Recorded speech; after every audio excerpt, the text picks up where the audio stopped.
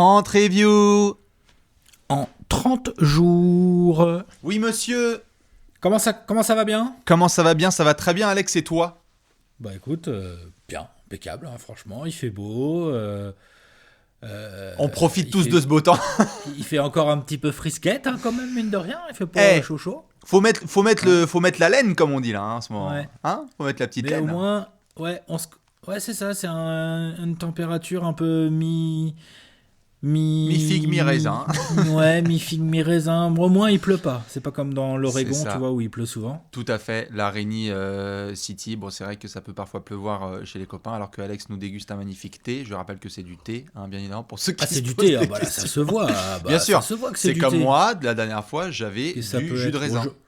Bon, après, personne ne sait si je mets un peu de rhum ou pas dedans. Hein. Exactement. En tous les cas, vous le savez, l'abus des Blazers avec modération, parce que sinon, c'est pas bon pour la santé. Hein. Voilà, exactement. Ce sont les 30 reviews en 30 jours, la série préférée de votre joueur préféré, surtout s'il est confiné. On n'oublie pas de bien tousser dans le coude et se laver les mains. On a déjà fait beaucoup de franchises. On continue à l'Ouest, OMG, parce que l'Ouest, entre l'Est et l'Ouest, ça se rapproche un peu. Mais là, si on fait les Blazers, c'est qu'on est en playoff, non ?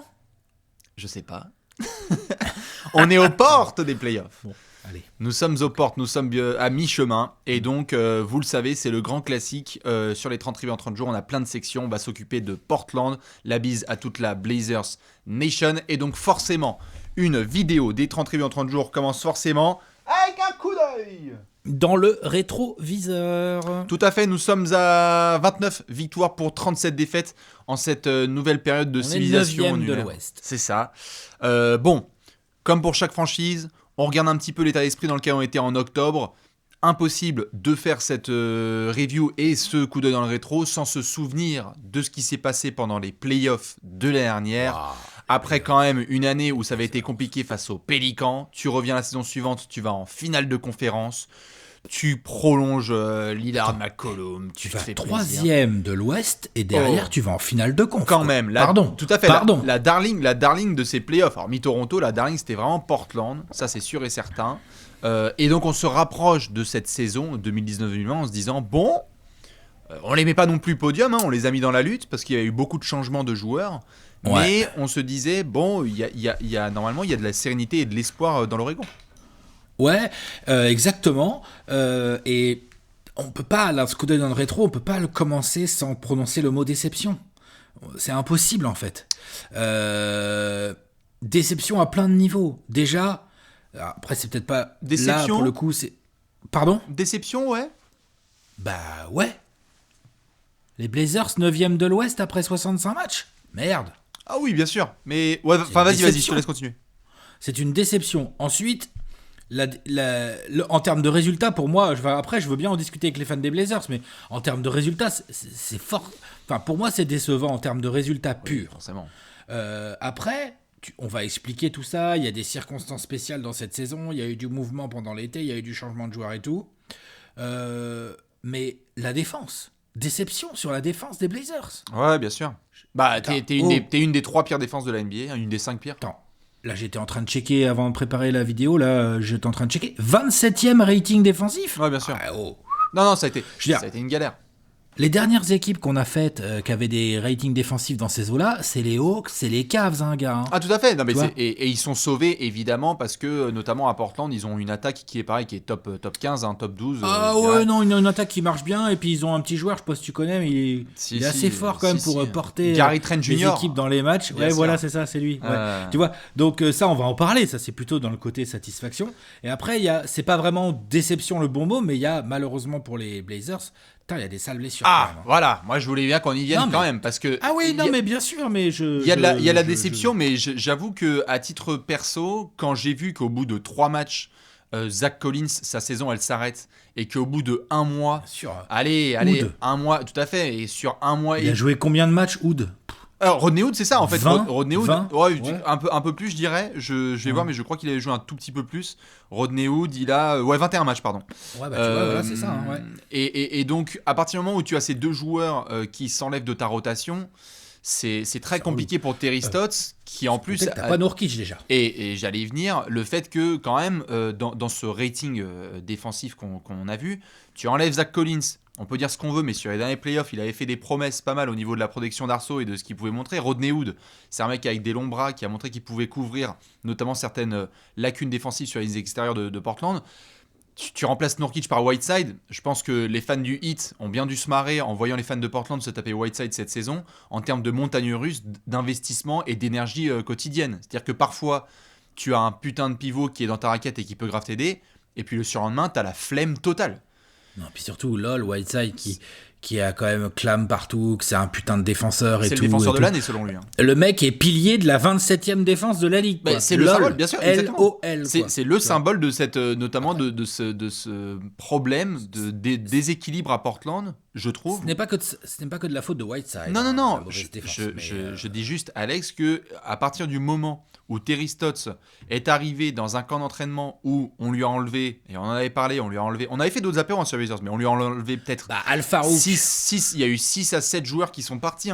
Oui, puis Al-Farouk et Mo Harkless, ça se voit. Quoi. Bien sûr, Al-Farouk, Mo Harkless, Seth Curry, Evan Turner, Meyers Leonard, Enes Kanter. Enfin, je veux dire, il y a des équipes qui sont capables de se remettre de ça, mais il y a eu du changement. Et quand tu as du changement, généralement, tu essaies de savoir sur qui tu peux te reposer.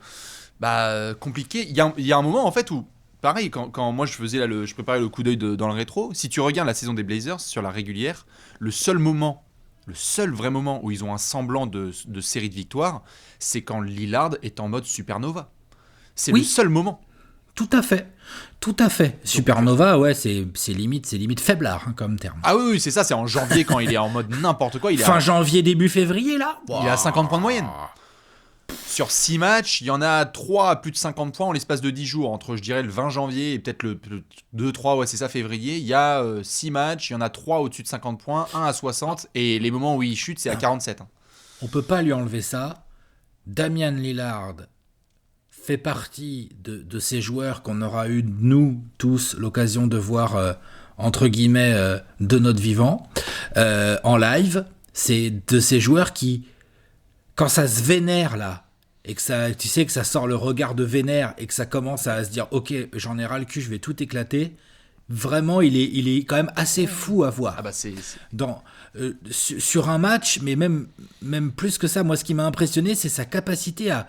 Il y a combien c'est une vraie série de matchs de Lillard. Il y en a 7 ou 8 d'affilée là qui sont complètement fous. C'est pour ça, complètement bien sûr. Il faut les regarder. Souvent, on vous dit dans cette section-là, regardez des matchs de chaque franchise.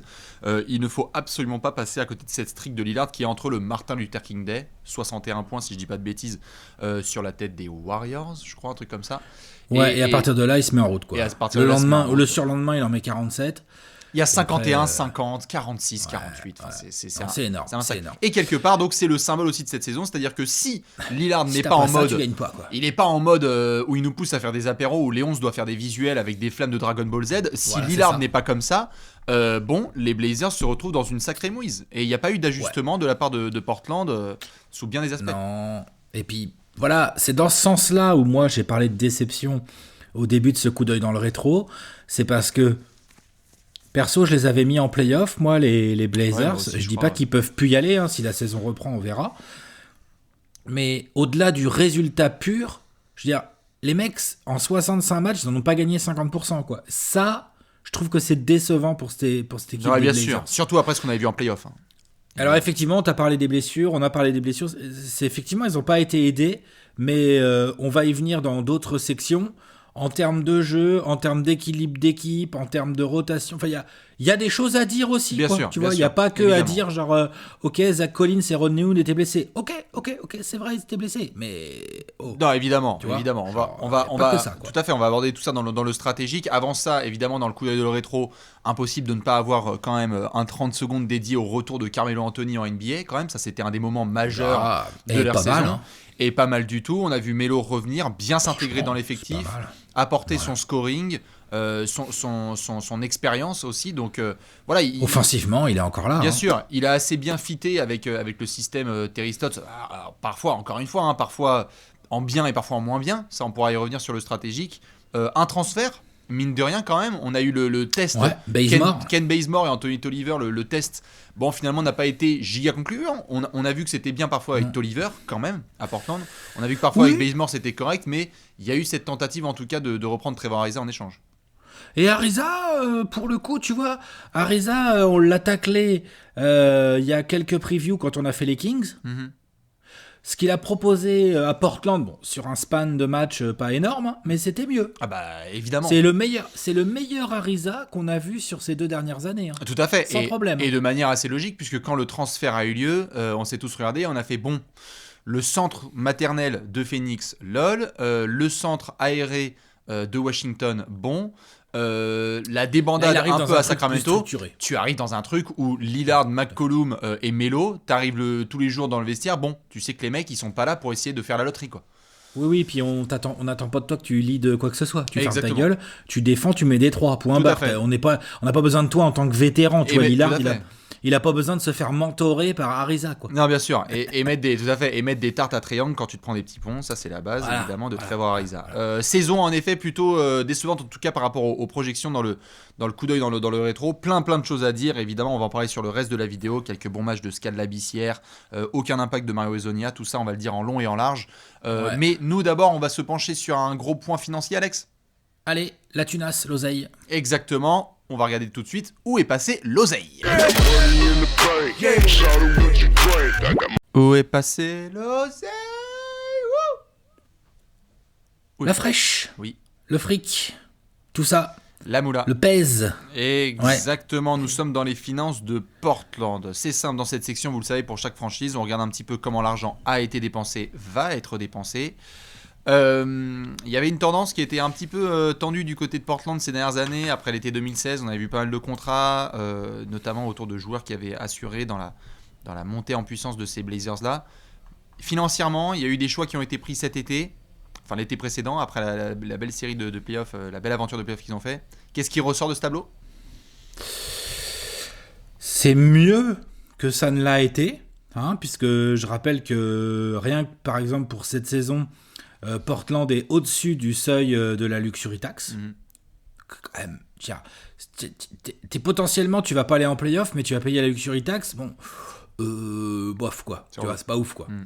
Ça va aller un peu mieux sur les années à venir parce que comme tu viens de le dire, ouais, ils sont vraiment en phase d'essayer de nettoyer, d'assainir. En même temps, comme tu as des gros objectifs, parce que tu as une énorme star dans ton équipe, tu peux pas non plus faire que nettoyer et assainir, quoi. Tu dois équilibrer, en fait. Bien sûr. Parce que là, on a quand même 2 joueurs qui ont des très gros contrats. On a d'abord Damian Lillard qui gagnait 29, presque 30 millions cette saison. Et ça va faire que monter puisqu'il a 31 et quelques la prochaine.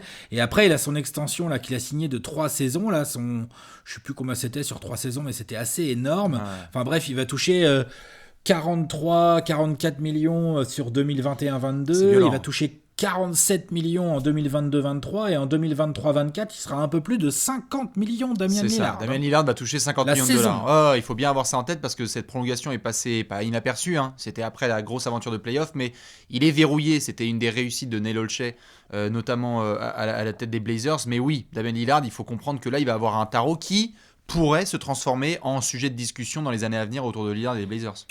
Bon, après, Lillard, il a quoi ? C'est un 90, Lillard, je crois ? C'est l'année dorée, c'est l'élite. 90, donc ça veut dire qu'il aura 33 ans quand il commencera une saison où il va gagner 50 millions. C'est ça. Bon, c'est un peu le max du max. Bien sûr. Et McCollum aussi a pris extension. Hein. McCollum, il n'a pas pris l'extension du pépère. Hein. Non, c'est ça. C'est-à-dire que McCollum, 27,5 cette année, 29 la saison prochaine, et après on est à 31, après on est à 33, puis ça. En 2023-24... Quand Lillard prendra 50 patates, McCollum il en prendra 36. Hein. C'est ça. On va avoir un backcourt à 85 millions, comme on avait pu en rigoler, notamment. Après, les résultats sont différents, mais on avait beaucoup rigolé, notamment de ce qui se passait à Houston avec un backcourt qui allait coûter 90 millions entre Chris Paul et James Harden. On est sur des sommes financières similaires sur les projections à Portland. Voilà, et quand je dis que que ça s'équilibre et qu'ils sont en train d'assainir petit à petit, c'est parce que quand ils ont fait leur trade là et qu'ils ont récupéré Whiteside, ce qui est intéressant de noter, c'est que Whiteside prend 27 millions cette saison et qu'il est agent libre à la fin de la saison. C'est ça. Donc je sais pas, je vois pas quelqu'un lui mettre 27 millions sur la table et certainement pas Portland. Donc du coup ça va faire du bien à ta masse salariale, rien que sur un joueur en fait. 27 millions c'est absolument énorme. Bien sûr. Parce qu'après, autour, t'as Nurkic. Mais franchement, le deal de Nurkic, 13-14 millions. On verra dans quel état il revient. Mais c'est bien. Ça va. C'est bien. Trevor Ariza, il a encore un contrat. Il a une année pour la saison prochaine, mais je crois que c'est du non garanti ou de la team option, un truc comme ça. Mais c'est 12-13 millions. Bon, faut voir. T'auras Rodney Hood qui a un contrat pas cher, hein, dans les 6-7 millions avec une player option. Bon, à voir. Et après. T'as un noyau de rookies, il y a Zach Collins, il y a Anthony Simons, il y a Nasir Little. Et après, c'est des tout petits contrats. Bien sûr. Mario Hezonja. Tu as réussi à passer un petit peu doucement mais sûrement. Là, tu vas passer cet été 2016 qui a eu des répercussions assez énormes sur les Blazers. On l'avait vu avec tous ces contrats-là dont on n'arrêtait pas de se marrer. Hein. Combien d'apéros on a fait en se demandant alors c'est quand qu'on transfère Evan Turner, c'est quand qu'on transfère Meyers Leonard, c'est quand qu'on transfère Mo Harkless et Alfaro Camino, etc. Il gagne combien Melo ? Melo, il a pris un contrat. J'ai pas mis Melo dans mon tableau. Il est où le contrat de Melo ? Il a pris un contrat mini, Melo en ah oui, 1,3 million. Ce qui est safe. 15 points de moyenne pour minimum ça. vet. Très très bien. Lui aussi, il est agent libre. C'est ça. Si tu veux le garder, il faudra voir combien il voudra. Mais donc, il voudra pas trop cher, je pense. Tu as eu un nettoyage qui a eu lieu de la part du management. Bon, qui est malheureusement un nettoyage suivi par cette contraint et forcé. C'est ça, et qui est suivi par ce verrou mis sur Lillard totalement normal. Sur McCollum, il y a un peu plus de débat, ça c'est sûr, en espérant de pouvoir retrouver en tout cas ton groupe avec lequel tu espérais faire le push, c'est-à-dire vraiment avec Nurkic, quoi. Voilà, c'est ça. Disons que cette grille de salaire sur les années à venir des Blazers représente bien ce qu'ils sont. Ils sont une équipe construite autour d'un duo, et le duo prend beaucoup de place. Sur le terrain et dans les salaires. Tout à fait, et à voir quel est le plafond notamment de ce duo, parce que ça. on le sait, faut essayer de rentabiliser tout ça. Il ne peut pas y avoir juste une finale de conférence. En tous les cas, c'est sûr et certain que l'année dernière, le fait d'avoir pu prolonger Lillard était un sacré coup de poing dans la gueule de la free agency moderne, puisqu'on voit beaucoup de stars forcer leurs mains, et on voyait le discours de Lillard qui était très clair, je veux rester à Portland. Donc ça, en soi, c'est une victoire, c'est-à-dire qu'on va avoir toute une décennie quand même enfin une décennie. Il est arrivé en 2012, donc jusqu'en 2022, normalement, il reste à Portland. À voir, mais en tout cas, il y a encore et toujours cette appréhension, en tout cas, des décisions prises par Neil Olshey, qui était déjà responsable de certaines décisions financières troublantes par le passé, et qui n'a pas non plus réalisé des choix incroyables ces derniers temps, quoi. C'est vrai, je suis d'accord. Je suis d'accord, et du coup, ça les limite dans leur flexibilité. Exactement, et ça limite aussi ce qu'est capable de faire Monsieur Terry Stotts. Oui. Ce alley-oop à une main. Magnifique, le hashtag. Alex, il est prêt, j'espère que vous aussi. On va regarder tout de suite le point tactico-technique.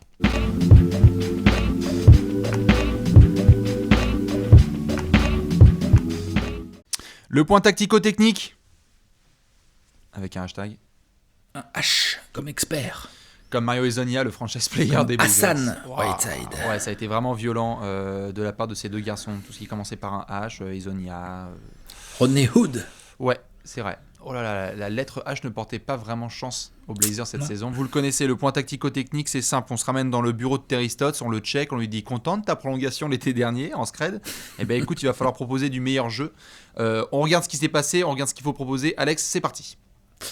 Disons que déjà, au moins, Terry Stotts, avec la blessure de Nurkic et les autres, ça lui a simplifié, ça lui a compliqué la vie en termes de profondeur et tout, mais ça lui a simplifié certaines choses, notamment le choix du 5 majeur.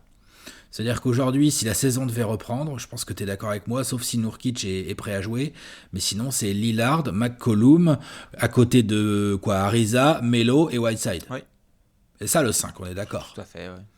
Et sur ton banc, bon, qu'est-ce que t'as ? T'as Anthony Simons, t'as Nasir Little, Gary Trent.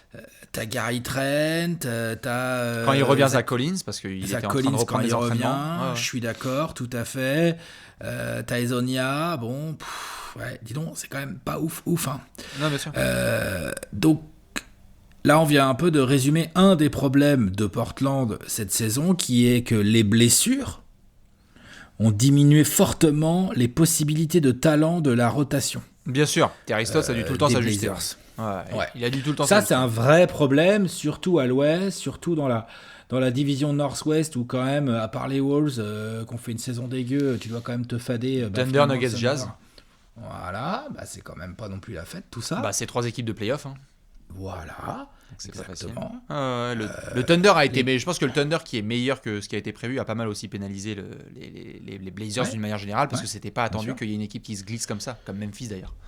Donc tu as ce problème-là. On a bien vu que Terry Stotts a essayé d'entretenir un jeu avec une pace raisonnable pour avoir une attaque, pour profiter de certains shoots ouverts, de jouer un peu de première intention.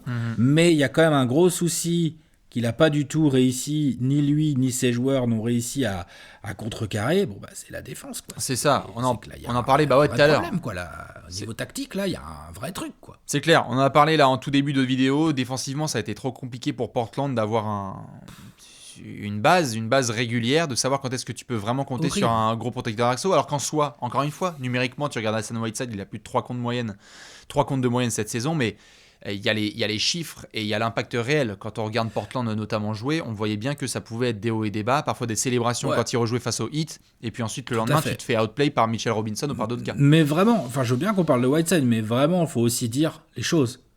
Le personnel défensif à Portland est vraiment pas bon. Alors, Damian Lillard, il a fait quelques efforts, c'est quand même pas ouf. Déjà, les 5 majeurs, regarde, McCollum et Lillard, franchement, en tant que duo derrière, ils se sont quand même fait ouvrir un paquet de fois par des mecs normaux, entre guillemets, en NBA. Non, tout à fait, mais autour, je trouve pas ça scandaleux, tu vois, en termes de personnel. Et Melo, c'est quand même pas un gros défenseur, merde, ouais. Tu vois.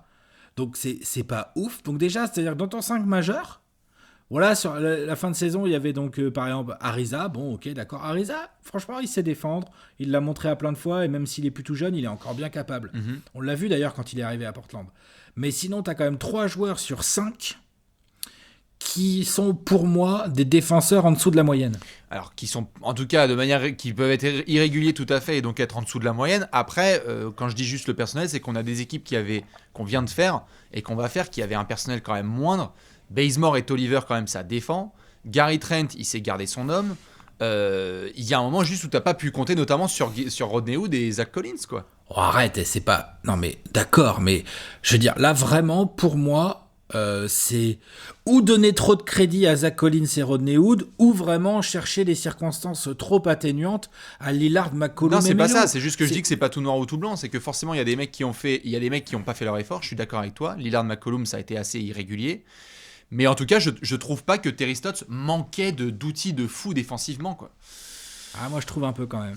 Moi, je pense que là-dessus, il a des excuses.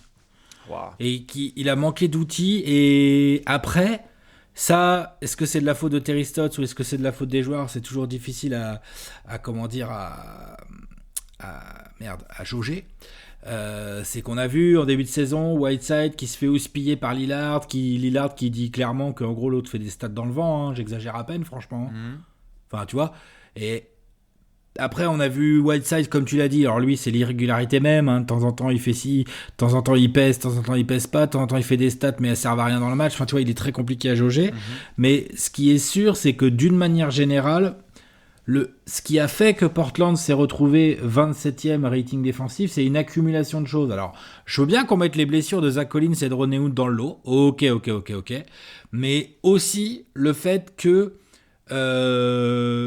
les leaders de cette équipe ne sont pas des joueurs qui pushent en défense. Aucun, en fait. Ouais, après, c'est un problème, ça. Ouais, après, ils ont été capables de montrer. Je trouve que, tu vois, par exemple, en play-off l'année dernière, il y avait un vrai effort qui a été montré. Oui. Ils ont été capables. Faut aussi dire ce qui est. On parlait là des blessures. Le mec qu'on n'a même pas mentionné dans le point tactico-technique, c'est que Jusuf Nurkic, il y a un moment où quand on regarde vraiment les matchs de Portland, tu vois l'importance qu'il a dans le système global. C'est-à-dire que d'un point de vue défensif, on peut dire ce qu'on veut, mais le fait que ce soit un mec qui soit quand même assez mobile, qui soit un peu nasty, qui couvre, qui communique énormément, c'est un peu le jour et la nuit quand même avec Whiteside, qui n'est pas du tout le même type de coéquipier, qui est quand même vraiment plus régulièrement dur au mal, Jusuf Nurkic. Et de l'autre côté, en attaque, Parce qu'il y a ça aussi, c'est le nombre de fois où aussi Portland a essayé de bien défendre, mais il y avait une irrégularité dans le jeu, alors qu'avec Nurkic, tu sais à quoi t'attendre, notamment sur le fait que dans le jeu de Portland en attaque, parmi les stats, tu sais, on dit souvent, il y a des phrases qu'on ne pensait absolument pas prononcer en octobre, Portland est l'équipe qui a fait le moins de passes décisives de la NBA cette saison. Portland, les Blazers, les mecs, ils ont fait le moins, après les playoffs qu'on vient de voir, c'est l'équipe qui faisait le moins de passes décisives de la saison. Et ça, c'est chaud. C'est-à-dire que le point center auquel tu étais habitué avec Nurkic, où ça cut dans tous les sens, où il y a des systèmes qui sont exécutés, tu ne l'avais plus. Et donc forcément, l'attaque aussi mène à une défense qui est...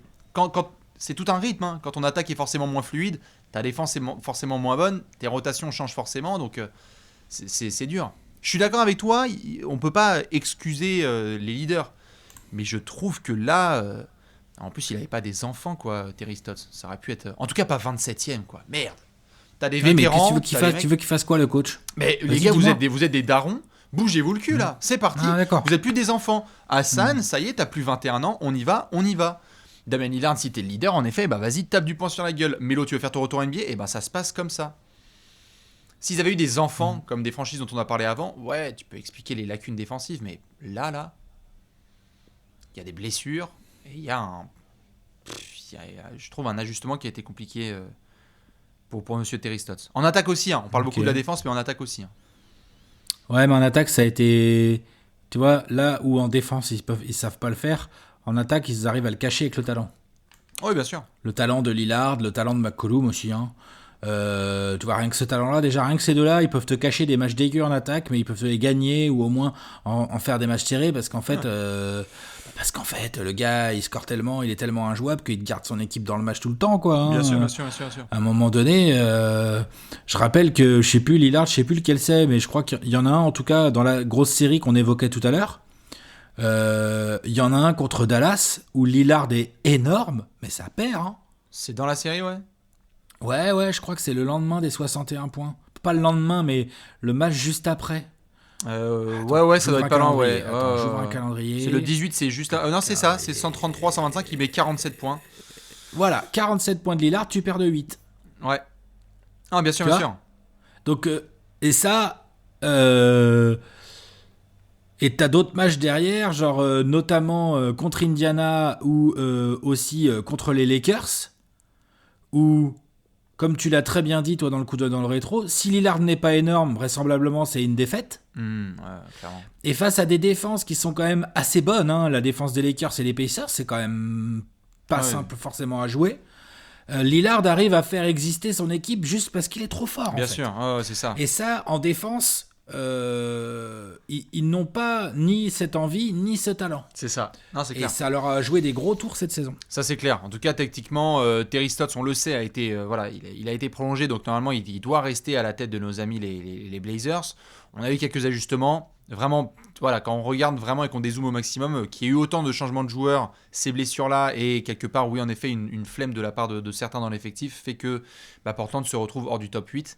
Et donc, tactiquement, c'est pas top. Très hâte de voir la réintégration du Yusuf Nurkic. Hein. Je pense que les fans ne rêvent que de ça et lâchent des larmes dès qu'ils voient du content de Yusuf Nurkic. Non, mais clairement, c'est l'un des trucs principaux que tu peux leur souhaiter. C'est le bodyguard de Lillard et quelque part son meilleur pote aussi. Et puis dans le jeu, c'est quand même trop important. On est bien d'accord. Ouais. Voilà pour le point tactico-technique. Du coup, nous, comme vous le savez, on va devoir se poser une grosse question.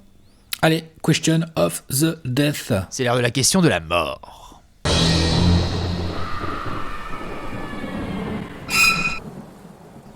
La pregunta de la muerte. Nous sommes sur la pregunta de la muerte, nous sommes dans l'Oregon à Portland, plein de questions à se poser. Est-ce que Hassan Whiteside mérite-t-il la vie ou pas? Ça fait partie des questions qu'on peut se poser, mais surtout la suivante. On vient de parler des finances, on vient de parler du stratégique, on vient de vivre une grande année de playoff 2019 pour les Blazers. Le duo Lillard-McCollum, faut impérativement le garder? Ou est-ce qu'on peut le séparer et envisager des options avec un certain Christian Jean-Pierre, CJ? Attends, ouais, voilà, exactement. Qu'on soit clair. Séparer Lillard-McCollum, ça veut dire Portland trade McCollum. T'es d'accord avec moi? Lillard, ça bouge en aucun cas. C'est un joueur du top 100 all-time, Lillard, donc je ne le transfère pas. Ah bon, c'est un joueur du top 100 all-time? Complètement, tu l'as dit tout à l'heure. Ah bon, d'accord, ok. Non, je l'ai pas dit. Non. Vas-y. Bref. Non, mais voilà, on est d'accord. Je veux dire, la question, c'est celle-là, quoi. C'est-à-dire que, est-ce que les Blazers ont intérêt à continuer leur construction, leur projet autour du duo Lillard-McCollum? C'est très bizarre, ouais. C'est très, très bizarre.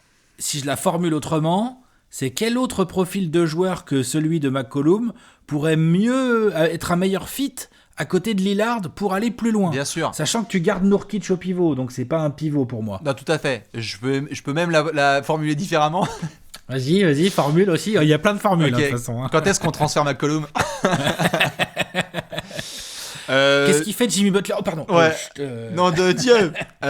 Qu'on soit d'accord. Tu l'as très bien souligné sur le fait notamment que voilà, le projet de construction de Portland, il était clair et il y a eu un apex qui a été atteint là la saison dernière avec ses playoffs et cette finale de conférence.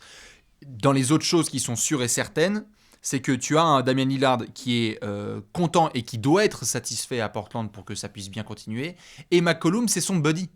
Je veux dire, il y a un moment où les mecs s'entendent bien, ça déconne, ils s'entendent bien sur le terrain comme en dehors. Et puis attends, CJ McCollum, je veux dire, c'est pas mon joueur préféré, hein, mais quel joueur.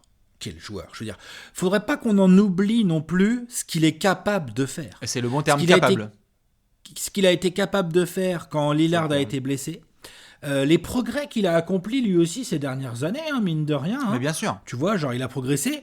Moi, son Game 7 contre les Nuggets, je pense que tous les fans des Nuggets et moi et d'autres gens, on l'a encore bien en tête. Ouais, bien sûr. Parce que c'est quand même pas tous les joueurs qui sont capables en Game 7 à l'extérieur de laminer l'équipe adverse, quoi. Tu vois, genre, bien sûr, voilà. bien sûr. Donc, c'est CJ McCollum, quoi. La vraie question, pour moi, elle est au-delà du talent de McCollum. Pour moi, elle est centrale, hein, le talent. Ouais, bah moi j'ai pas trop de doutes, je le trouve fort, quoi. Il est fort. Alors, on peut se poser la question de savoir s'il est assez fort. Voilà. Okay, d'accord. Moi je voulais y venir justement. Enfin, je sais que tu avais une question, donc vas-y, puis après je vais revenir sur celle-là. Ouais, voilà. Donc la question, est-ce qu'il est assez fort? On va en parler. Et l'autre question qu'il faut se poser, c'est assez fort ou pas? Est-ce que de toute façon c'est le bon profil? De deuxième star, parce que c'est ça, c'est la deuxième star, on est d'accord. C'est le bras droit. C'est le lieutenant. C'est le lieutenant. Voilà, c'est un vrai lieutenant.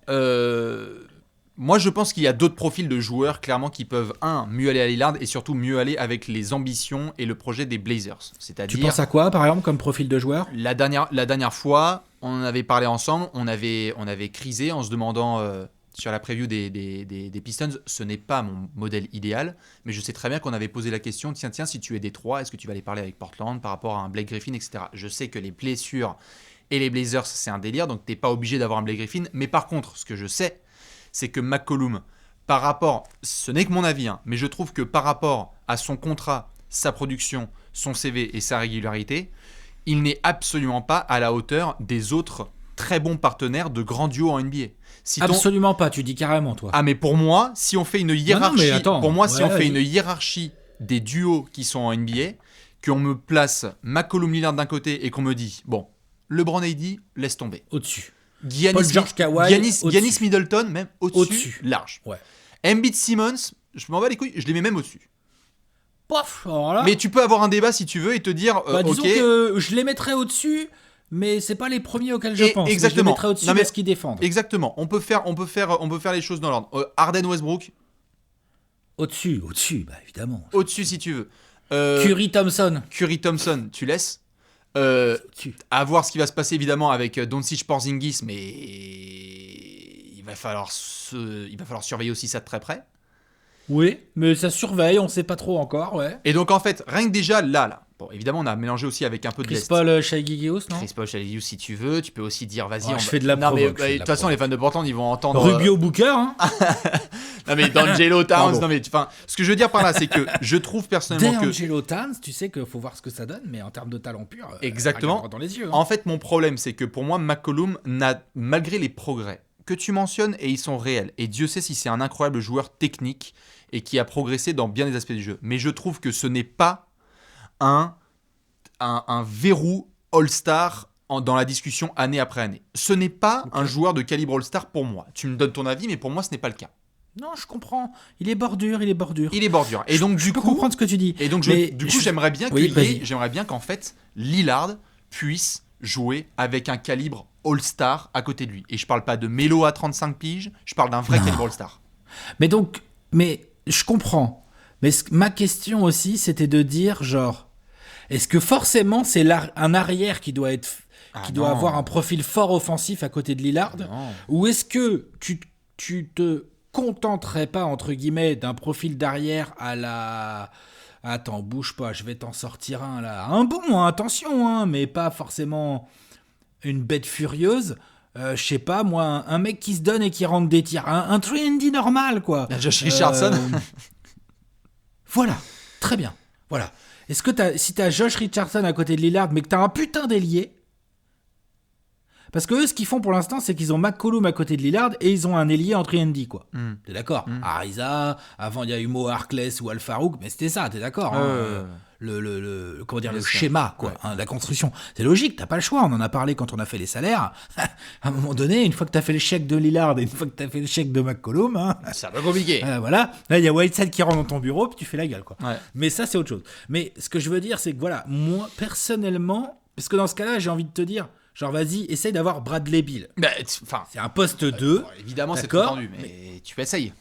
Ballon en main, mais moi je mets Bradley Beal au-dessus de McCollum, je suis d'accord là-dessus. Mais je pense qu'il y a même mieux à faire.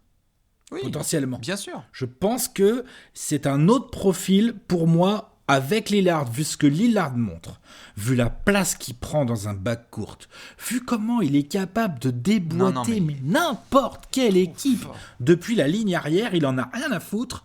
Ça sert à rien, à mon avis, de mettre le talent au poste 2 chez les Blazers. Je suis d'accord. Je te suis totalement là-dessus par rapport à cette question-là. S'il pouvait y avoir, là, tout à l'heure, je parlais de Blake, mais c'était qu'un essai. Je m'en fous si c'est un 4 ou un 3, mais je veux bien autre chose qu'un arrière. Dans le système de Terry Stotts, ça a très bien marché et ça a donné des idées à d'autres franchises qui se sont rendues compte que d'avoir plusieurs ball handlers créateurs, c'était hyper productif dans la NBA actuelle. Zéro doute là-dessus. Je te suis sur le fait que ça pourrait être un 3 dominant ou un 4 dominant. Un 3 qui peut tenir la balle, Exactement. Je veux dire, j'ai dit Jimmy Butler en rigolant tout à l'heure parce que je crois pas que Miami va le lâcher tout de suite, tu vois, voilà. Mais Butler, il est ball handler, il peut jouer 3, tu vois, et il défend fort. Il défend fort. Bien sûr. Fort. Je sais pas, genre... Bon, évidemment, maintenant, c'est des choses plus possibles, mais tu vois, c'est ce genre de calibre de joueur dont on est en train de parler. Va me chercher, bon, Jaylen Brown, évidemment, il a re-signé maintenant, mais des gars comme ça. Jason Tatum, Paul George, tu vois, c'est ce genre de profil-là dont on parle. C'est ça. Ou pas. Bien sûr. Dans l'idéal, c'est ça. Et en fait, ce qui me frustre dans cette situation, c'est qu'on n'est pas en train de faire un tabassage en place publique de CJ McCollum, encore une fois. Pas du tout. C'est simplement que là, moi, tu vois, par exemple, quand on a parlé de l'extension de Damian Lillard, ça ne m'a pas posé de problème. L'extension de McCollum, elle me pose beaucoup plus de problèmes, à titre personnel. Parce que là, en plus, c'est pas comme s'il avait 4 ans de moins que Lillard. Il a 28 piges. Un, je crois. Ouais, c'est ça. Deux, ouais, il a 28 ans. Donc, quand on regarde McCollum, vraiment, cette loi est tellement respectée en NBA des joueurs qui vont loin quand il y a des équipes qui vont loin quand il y a 2 vrais All-Stars, quoi. Et Lillard, il y a zéro débat. Moi, vous l'avez vu dans le classement du top 100 all-time. Après, c'est un débat pour tout ce que vous voulez, quoi que ce soit, ça c'est pas très grave, mais au moins, tu sais que Damian Lillard, saison après saison, c'est un top 15 joueur NBA, quoi. C'est un top 15 joueur NBA, et donc forcément, si à côté de ce mec-là, tu n'as pas un joueur top 40, top 30, ton plafond, il est trop limité. Et ça me frustre pour Damian Lillard. Ouais, je suis d'accord. J'aimerais bien aller voir d'autres équipes et proposer vraiment, pour moi, si tu dois mettre McCollum sur le marché, potentiellement, vu qu'il a un contrat long... projetons-nous, allons-y. Tu peux peut-être intéresser des gens, mais pour moi, tu dois essayer de draguer poste 3, poste 4. Projetons-nous. Et tu te dis derrière que tu bricoleras ton poste 2 avec, je sais pas, Gary Trent Jr., il va progresser. Non, mais il progresse bien, bien sûr. Ou alors des profils comme ça, ou j'en sais rien. Tu vois les franchises qui ont cartonné, comme par hasard, à chaque fois, il y avait Danny Green sur le poste 2, mais ces équipes qui ont en fait pris un 2 qui juste fait un taf normal tous les soirs, c'est défendre le plomb et mettre ses shoots à 3 points dans le corner. Et après, c'est pas grave. Mais ce mec-là, il est chez les Lakers de cette année, il est chez les Raptors de l'année dernière, avant il était chez les Spurs, il faut que tu aies un gars comme ça. Ouais. Donc si on se projetait, Alex, là on regarde un petit peu toutes les franchises. Et on veut bien évidemment l'avis des fans de Portland là-dessus. Déjà pour ceux qui peut-être vont trouver que c'est un blasphème de vouloir casser cette paire, pour ce que ça peut représenter émotionnellement pour Lillard, mais en même temps, si on doit trouver des pistes de transfert, ce serait quoi ? Question un peu blasphème peut-être, en tout cas peut-être les fans des Blazers vont pas kiffer cette question, je veux juste voir un peu. Est-ce que tu penses toi que les Blazers peuvent être plus forts dans la continuité avec Kevin Love qu'avec McCollum. Oh là là. Je sais pas. Ah non. Là, moi, je sais même pas Non. qui gagne. Je sais même pas si Cleveland y gagne.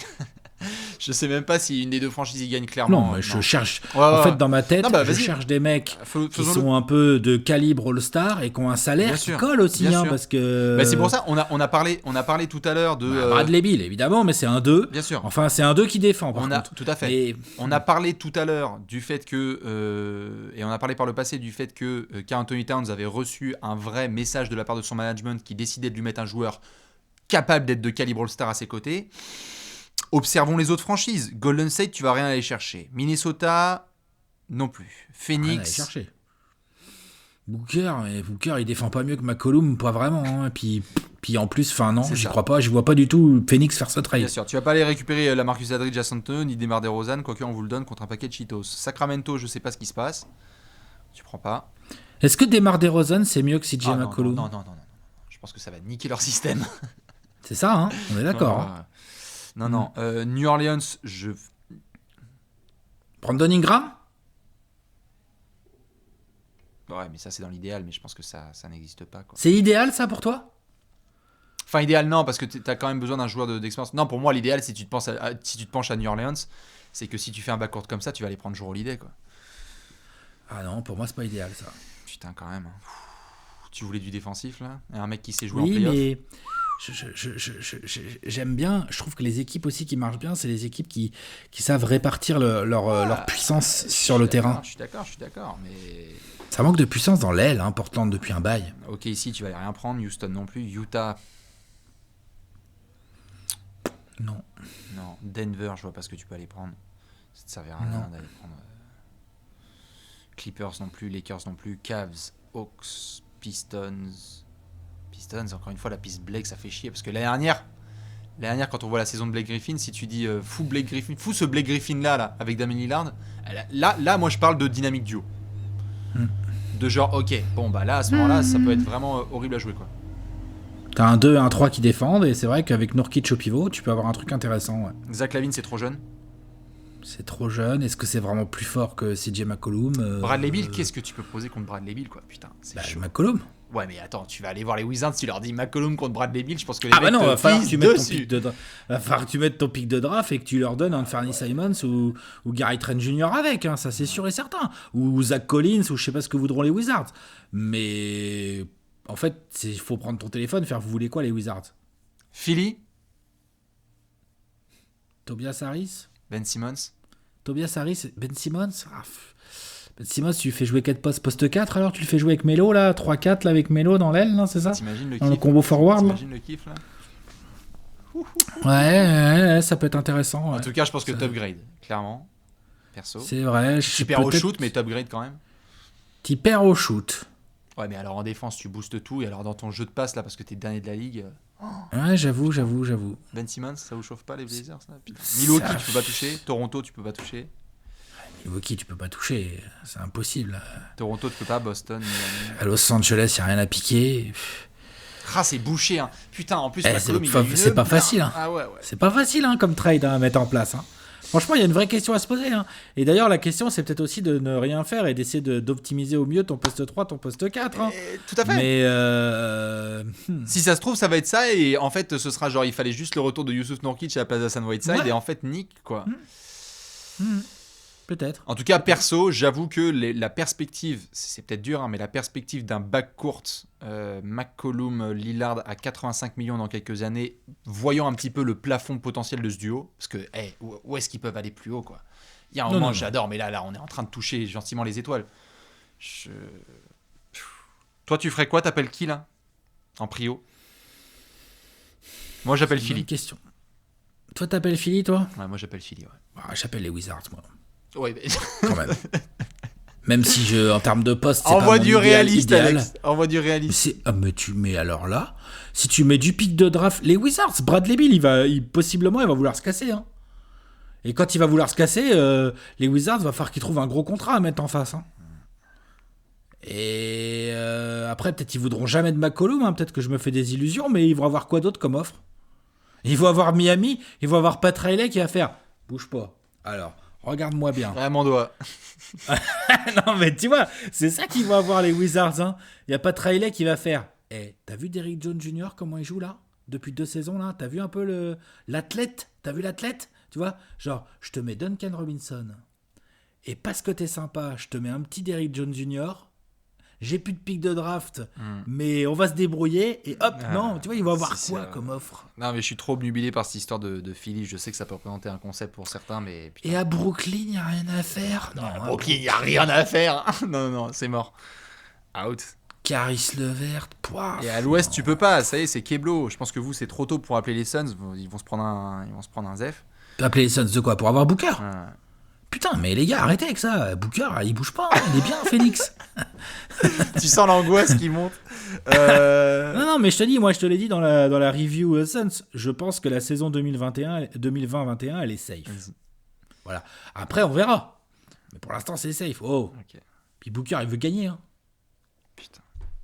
Ok, bon, bah dans tous les cas, dites-nous, parce que vous le voyez, on se gratte un peu la tête, surtout les die-hard fans de Portland, là, on sait que vous êtes nombreux à mater les matchs à 4h du matin, notamment sur ce duo. Moi, j'ai vu pas mal de trucs circuler sur le putain, on veut plus de McCollum, il faut que ça transfère, etc. Donc, si vous avez des suggestions, allez-y, pour qu'on en reparle dans 6 mois et en fait, on fasse genre, I told you so, motherfucker. Alex, on va devoir nous enchaîner avec un trophée du peuple. Allez, The Gerrard, The Golden. Tout à fait, c'est l'heure du Gérard d'or.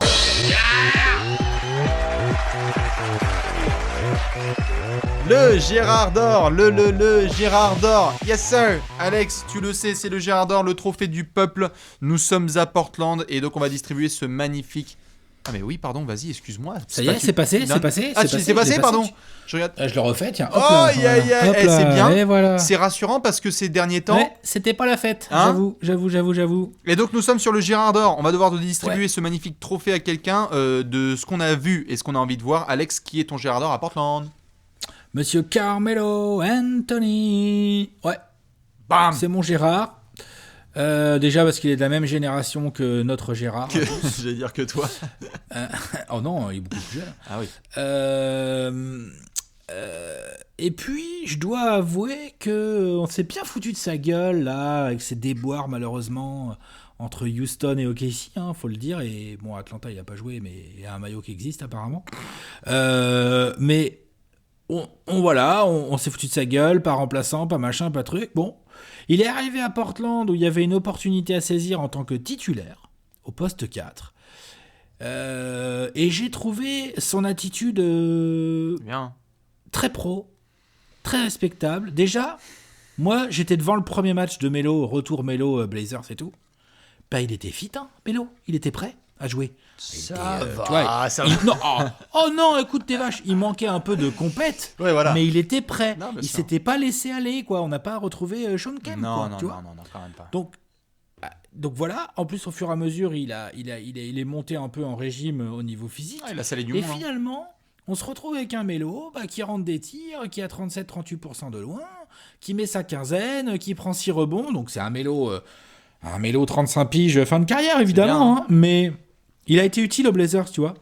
Et alors clairement, hein, on en a parlé dans le point tactico-technique. Bon, bah défensivement, je pense pas que Melo va pouvoir les aider tellement, alors que c'est quand même là aussi où ils en ont beaucoup besoin. Ouais, mais au moins, le mec, dans son registre, il a été capable d'arriver, d'être pro, de fermer sa gueule, d'être 3e, voire des fois 4e option en attaque, tu vois, sur le match. Ouais. Et de faire ce qu'il y avait à faire et d'apporter du professionnalisme dans le groupe. Non, c'est vrai. On n'a pas entendu un mot, on n'a pas eu un bruit ou quoi de couloir comme quoi ça se passait mal ou quoi. Moi, je pense que ça s'est plutôt bien passé. Et donc, non, je respecte. Melo, c'est mon Gérard. Et c'est une marque de respect. Hein. Melo peut faire un très bon Gérard en fin de carrière. Ça pourrait être tout à fait intéressant. Très, en effet. très bon Lui, Gérard, dans sa communication, en tout cas, il a dit qu'il aimerait bien finir sa carrière à Portland. Alors, on le sait aussi. Hein, wow, la bouée de sauvetage, elle a été envoyée par les Blazers et heureusement, il s'en est sorti. Il a bien utilisé cette bouée, tout à fait. Et puis, c'est aussi, faut dire les choses, hein, c'est aussi fou à quel point la perception des joueurs change quand ils passent de 25 millions à 1,5 million la saison. C'est-à-dire que si Melo faisait la production qu'il avait eu là pour le salaire qu'il avait précédemment, je pense que ce serait pas ton Gérard. Évidemment, la perception. Bah si, mais je dirais peut-être pas la même chose. Ouais, voilà. mais tu vois, c'est con, mais j'en viens à espérer que les Blazers, si la saison reprend, vont nous rattraper un petit spot de playoff. Moi, j'ai envie de voir, tu vois, du comme ça bien en sûr, playoff. bien sûr. contre les Lakers ou je sais pas quoi, on va rigoler. Quoi. Ça y est, le déclic en tout cas a eu lieu du côté, bon, je ne suis plus la première option, il faut que je me fonde dans un moule et dans une équipe où je puisse contribuer de manière intelligente, et c'est cool de voir ça, tout à fait. Milo ? C'est mon Gérard. Ouais, je suis bien d'accord, je vais partir sur monsieur Gary Trent Jr. Alors malheureusement, en début de saison, j'avais mis toutes mes sesterces sur Anthony Simons, après les promesses qu'il avait faites en fin de saison précédente, en Summer League aussi. Saison un peu compliquée pour Anthony Simons. Je préfère me focaliser sur Gary Trent Jr. Je le répète encore et encore parce qu'à chaque fois qu'on voit une vidéo, je le dis. Allez regarder Gary Trent Jr. shooter, s'il vous plaît, c'est bien, hein. Dans le classement. Non, mais juste regardez. Moi, je m'en fous si ça rentre ou pas. La mécanique, propre, hein. La mécanique de Gary Trent Jr., c'est d'une pureté. Attends, ça rentre plutôt bien en plus de loin. Non, mais attends, tout à fait. Les shoots rentrent, mais déjà, juste visuellement, Gary Trent Jr., on est top 10 NBA pour moi. Vraiment, le regarder shooter, c'est un bonheur pur. Et en plus, ça progresse. C'est-à-dire qu'avant, il était juste dans un petit registre et donc il laissait un peu le jeu venir à lui et puis c'est tout. Et puis là, au fur et à mesure que la saison avance, il a pris des responsabilités et il est devenu une pièce fondamentale de ces Blazers. Très hâte de suivre son évolution. Évidemment, le cocon familial, hein, c'est-à-dire que Gary Trent Jr., hein, donc on sait aussi ce qui s'est passé au niveau paternel. On a eu 2-3 petits conseils. Donc voilà, moi je continue à suivre de très près ce garçon qui m'intriguait avant la draft, qui est en train de bien s'intégrer et voir s'il peut rentrer dans la rotation fiable de Terry Stotts la saison prochaine. Peut-être. J'adore le profil. Typiquement ce genre de profil dont on a parlé, de peut-être 2-3 qui fait son travail tous les soirs, qui rentre 39% de ses shoots à 3 points et qui défend le plomb. Ouais, c'est pas mal. C'est pas mal, Gérard, je suis d'accord. Gary Trent Jr. Okay. Dites-nous, vous qui vous avez en Gérard d'or, on va devoir enchaîner avec la dernière section. Oui, le projostic, pardon. Tout à fait, c'est l'heure du projostic.